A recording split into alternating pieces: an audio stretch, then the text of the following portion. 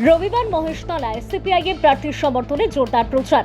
মহেশতলা বিধানসভা কেন্দ্র সিপিআইএম মনোনীত প্রার্থী সায়ন ব্যানার্জি রবিবার মহেশতলা পৌরসভার 24 নম্বর ওয়ার্ডের মেহবানপুর বাজার থেকে দলীয় কর্মী সমর্থকদের সঙ্গে নিয়ে জনসংযোগ কর্মসূচি শুরু করেন। বাজার এলাকার দোকানদার থেকে শুরু করে পথ চলতি সাধারণ মানুষের সঙ্গে তিনি কথা বলেন, হাত মেলান এবং ভোট প্রচারে অংশ নেন। এদিন সাধারণ মানুষের মধ্যে উৎসবমুখর পরিবেশ লক্ষ্য করা যায়। বহু মানুষ তাকে শুভেচ্ছা ও আশীর্বাদ জানান। সায়ন ব্যানার্জি সাধারণ মানুষের বিভিন্ন সমস্যা ও অভিযোগ মন দিয়ে শোনেন এবং পাশে থাকার আশ্বাস দেন। এছাড়া শান্তনু সিনহা বিশ্বাসের বাড়িতে ইডি তল্লাশি প্রসঙ্গে তিনি কটাক্ষ করে বলেন, চোর পুলিশের পিরিত জমেছে। দক্ষিণ চব্বিশ পরগনা থেকে শেখ সাইফুদ্দিনের রিপোর্ট, ডিএন নিউজ বাংলা।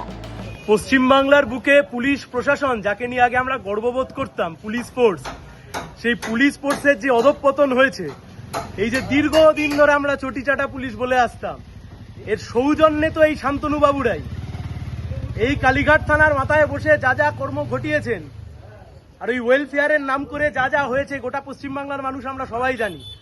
কিন্তু দুঃখের কথা এটাই যে যাকে একসময় স্কটল্যান্ড ইয়ার্ডের সাথে তুলনা করা হতো, বিদেশের পুলিশের সাথে আমাদের পুলিশের তুলনা করা হতো, তেমনি পুলিশের বাড়িতে আজকে ইডির রেড হচ্ছে এবং সেই রেড থেকে সম্পত্তি খুঁজে পাওয়া যাচ্ছে বলে শোনা যাচ্ছে।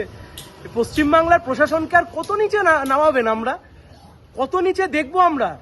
আর ইডি সিবিআইকেও বলিহারি, এত বড় বড় চুরি দুর্নীতির তদন্ত, যা তদন্ত ওদের হাতে ছিল, শিক্ষক নিয়োগ, গরু পাচার, কয়লা পাচার, সারদা রোজভ্যালি, বড় বড় মাথা ছেড়ে দিয়ে এই কবে শান্তনু, কবে দেবাশিস বাবু এদের পেছনে পড়েছে। এত বড় বড় মাথা থাকতে শেষে শান্তনু আর ওই দেবাশিস বাবুকে দিয়ে চালাতে হচ্ছে। কিন্তু তার সত্ত্বেও শান্তনু বাবুদের এই যা অধঃপতন, এহেন অধঃপতন পশ্চিমবাংলার পুলিশ প্রশাসনকে কোথায় নিয়ে গিয়ে দাঁড় করিয়েছে।